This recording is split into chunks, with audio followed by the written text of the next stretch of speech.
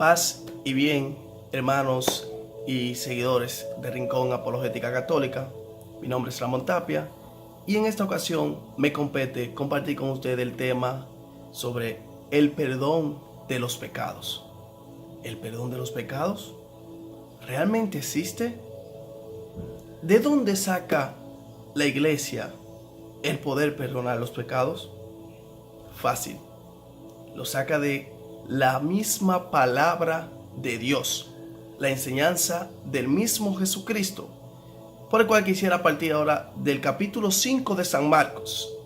En el versículo 5, luego de que a Jesús le llevan este paralítico entre cuatro, dice la palabra que Jesús le va a decir: hijo, tus pecados te son perdonados. A lo que en el versículo 6 vamos a ver cómo los maestros de la ley comienzan a murmurar entre sí: ¿quién es este para perdonar pecado? Es decir, que estaban realmente ellos dudando la posibilidad de que se pudieran perdonar los pecados. Pero hoy en día también muchos de nosotros dudamos del poder que tiene la Iglesia, el poder que ha conferido Dios para perdonar los pecados. Porque muchas veces decimos: mira este, que era un ladrón, una prostituta, un narcotraficante, ahora di que en la iglesia.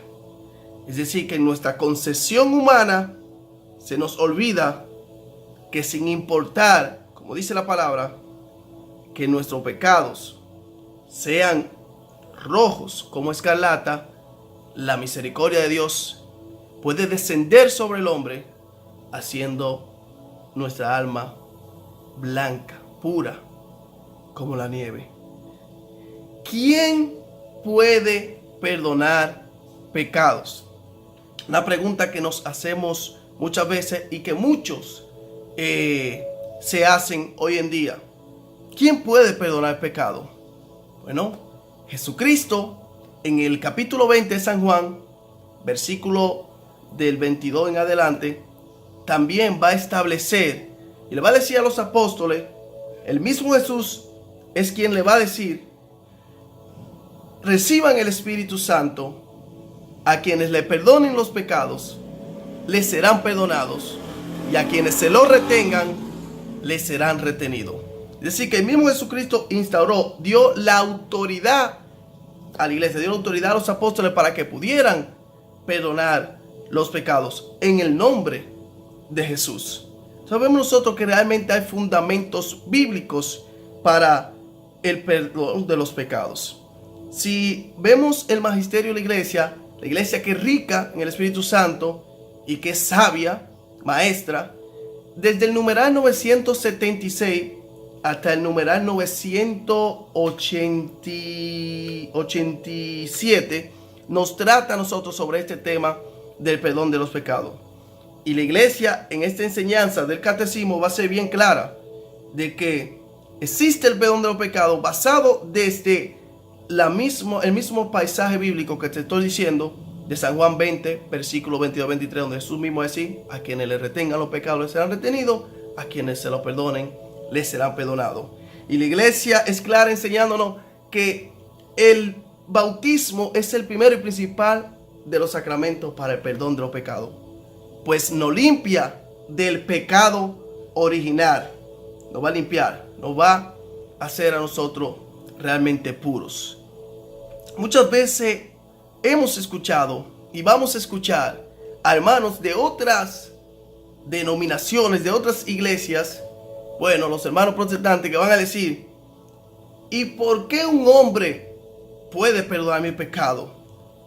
¿Cómo puede un hombre que es igual que yo perdonar mi pecado? Incluso utilizan el texto bíblico de Jeremías 17:5 y te van a decir: maldito el hombre que confía en otro hombre. Pero no te van a leer el texto completo, no te van a leer el versículo completo, porque dice: maldito el hombre que confía en otro hombre y que busca su apoyo en un mortal. Es decir, que aparta su corazón de Yahvé, de Dios. Es decir, que pone por encima de Dios a un hombre. Ahí sí. Pero no te lo van a leer completo porque obviamente Este es un texto que ellos sacan de contexto para utilizarlo de pretexto para apartarnos de la iglesia de Cristo, que es la iglesia católica. El perdón de los pecados realmente existe. Lo instauró el mismo Jesucristo. Fue el mismo Cristo quien lo enseñó, quien lo dejó. Y fue el mismo quien le dio la autoridad a los apóstoles, que va a ir entonces hasta que llega a mano de los sacerdotes a través del sacramento de la penitencia, el sacramento de la confesión, de la reconciliación. Entonces podemos nosotros recibir el perdón de los pecados. Es importante, pero muy importante resaltar que cuando vamos al sacerdote, el sacerdote no va a perdonar tu pecado en su nombre. No. Es él que va a decir: y yo te absuelvo de tu pecado en el nombre del Padre, del Hijo y del Espíritu Santo. Amén. Es decir, que cuando el sacerdote ejerce este ministerio, este sacramento, lo está haciendo en el nombre de la Santísima Trinidad. San Juan María Vianney, el santo cura de Ars, fue bien explícito y decía: es importante que sepamos que cuando vamos al sacramento de la confesión a buscar el perdón de los pecados, es como si estuviéramos en una escena donde desclavamos a Jesús. Es decir, estamos quitando los clavos a Jesús.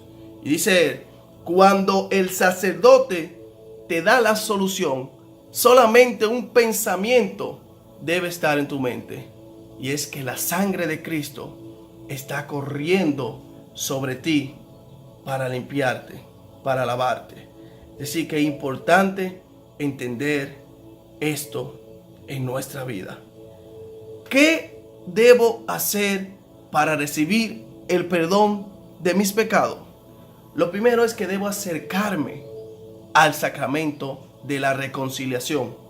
Pero ojo, hay unos pasos que debo llevar para que pueda haber una verdadera confesión y para que pueda haber una verdadera remisión de mis pecados. Lo primero que debo hacer es un examen de conciencia. Debo examinar en qué le he fallado a Dios. Hay muchos métodos para hacer este examen de conciencia. Muchos de los sacerdotes, guías espirituales, nos van a recomendar a nosotros que una manera de hacer el examen de conciencia es tomar los 10 mandamientos. Y por los 10 mandamientos ir analizando mi vida. Es decir, voy al sacramento de reconciliación, pero hago un examen de conciencia. Debe haber un arrepentimiento por lo que he hecho mal. Sí, debe haber un dolor, un arrepentimiento de lo que he hecho en ofensa a Dios. Pero asimismo debe haber un propósito de no volver a cometerlo. Es decir, no es ir a confesar un pecado por confesarlo, no. Es que voy a ir, me voy porque estoy arrepentido y me voy a hacer propósito de no volver a cometerlo. Y debo cumplir una penitencia que me va a poner el confesor.